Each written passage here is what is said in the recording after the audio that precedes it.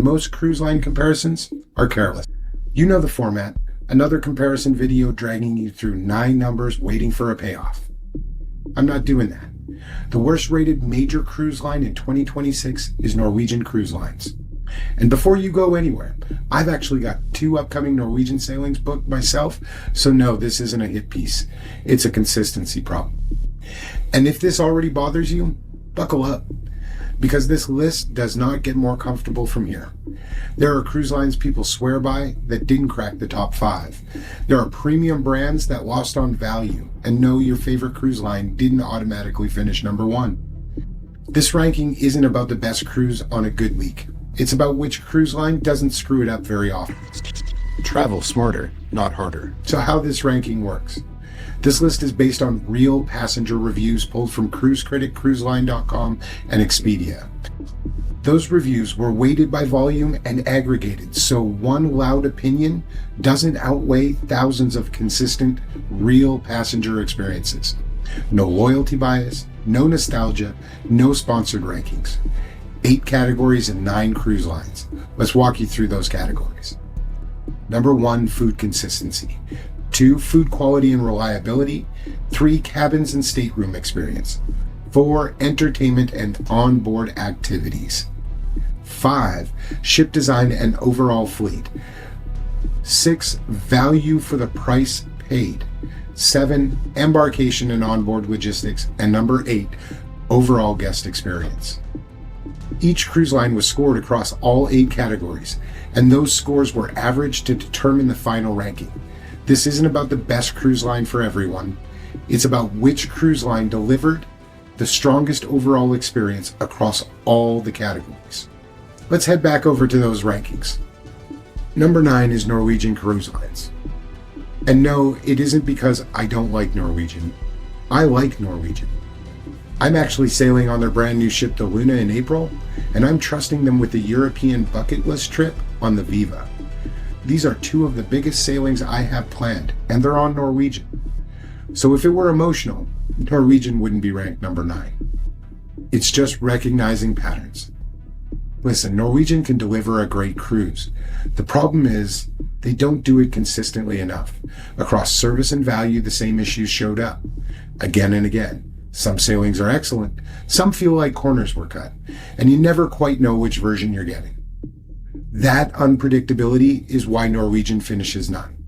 Not because they're bad, because they're inconsistent. And inconsistency is the entire point of this list. Number 8 is Carnival Cruise Lines. And if you think this means Carnival is one of the worst cruise lines, it isn't. It means Carnival is exactly what Carnival says it is. Carnival delivers fun better than almost anyone in the industry. They know their audience and they lean into it. But this ranking doesn't reward fun. It rewards reliability. Across food consistency, service, and overall experience, Carnival is hit or miss. Some sailings are great, some forgettable, and some feel stretched. That inconsistency keeps Carnival from climbing higher. Not because Carnival doesn't know what it's doing, because it does. For a very specific traveler, Carnival seems to work best when expectations are set realistically. Number 7, MSC. And this is where people usually say, that makes no sense. Have you seen their ships? MSC has some very modern, beautiful ships. They also have some older ships that feel very different. And that's the problem. The experience swings. Not just sailing to sailing, but ship to ship. From a ship standpoint, MSC is inconsistent, and the experience around those ships swing even more. Some guests walk off impressed, others frustrated. And that gap shows up again and again in the ratings. Service expectations vary, food experience varies, communication varies. When a cruise line looks this good on its newest ships, the inconsistency stands out even more. That volatility is why MSC lands at number 7. Not because they're failing, but because they're uneven. And at this level, uneven is expensive. Number 6 is Princess Cruise Lines. Princess isn't volatile, they're not flashy, they're not trying to surprise you. Princess delivers a very consistent experience. You usually know exactly what you're getting when you book them. In fact, As this video is coming out, I'm either getting ready to board a plane or I'm already on my way to my next Princess cruise. So no, it's not criticism from the outside. This one's firsthand. Princess doesn't screw things up very often, but they also don't dominate many categories. They're solid across the board without being exceptional. Their food is reliable, their service dependable, and their ships are comfortable. But nothing consistently puts them in the top tier. That is why Princess lands at number 6. Not because they miss, because they plateau. This is usually where people stop and go, okay, so how do I know which cruise line is actually right for me? Because the truth is, most people don't choose cruise lines based on overall rankings. They choose based on one or two things they actually care about: food, cabin, service, value, and everything else is secondary. That's actually how we plan cruises. We don't start with a cruise line. We start with what matters most. We even built a quick free cruise quiz for exactly this. Takes less than a minute and it lines you up with the cruise line that actually matches what you care about. If you want to see where you land, the free cruise is linked below. Number 5, Disney Cruise Lines. And yes, this is where some people stop listening. Let's get this out of the way. Disney does service extremely well. They do entertainment better than almost everyone in the industry. And if you have kids, there's a reason people swear by Disney. But this ranking isn't about who delivers the best moments. It's about who delivers the strongest overall experience. And value matters. Disney is expensive. Not just cruise expensive, premium expensive.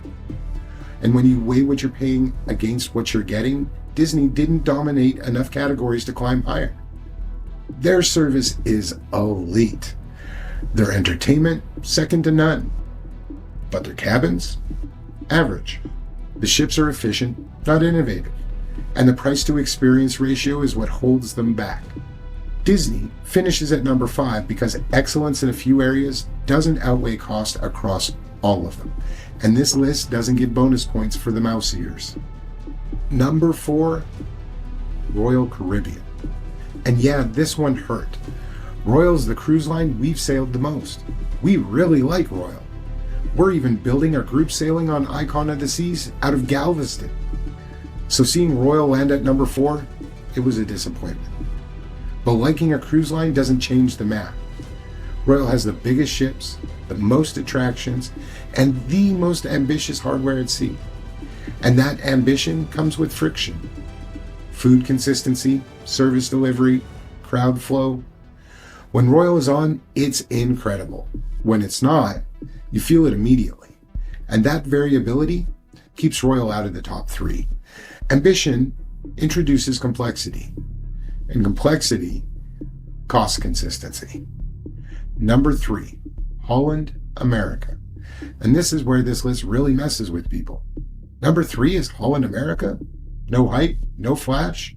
No one expects them here. But that's exactly why they are. Holland doesn't try to impress you. They just don't screw things up very often. Their service, consistent. Their food, good. Cabins are nice. The experience, predictable in the best way. They don't dominate any one category. They're just strong across them all.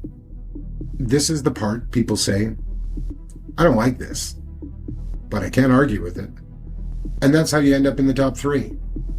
Number 2 is Virgin Voyages. And this one makes sense once you stop comparing them like a traditional cruise line.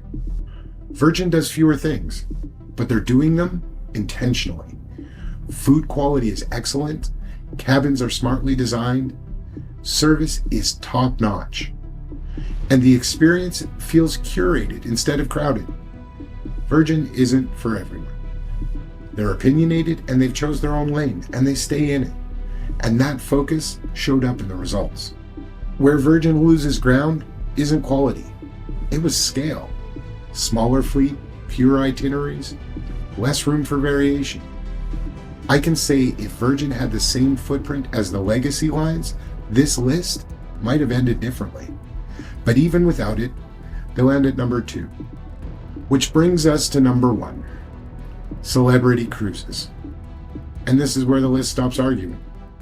Celebrity doesn't win by being perfect. They win by being strong everywhere. Service is polished and high performing. Food scores are near the top. Cabins are well designed and well executed. The ships feel intentional. There isn't a category where celebrity dropped off. No weak links, no trade-offs to explain away. Other cruise lines survived this ranking. Celebrity didn't survive it. They dominated it. And that's why Celebrity finished at number 1. If this didn't land the way you expected, I get it. There were moments I didn't love either. But once you stop ranking cruise lines by loyalty, hype, or one good sailing, this is where the numbers take you. So this list answers one question really well. Who performed best overall? But that's not how most people actually choose their cruise. Most people start with 1 or 2 things they care about more than anything else. Food, service, cabins, value. And that's where this ranking gets really interesting. Because when you pull out just one category, these cruise lines don't line up the same way at all. So we're taking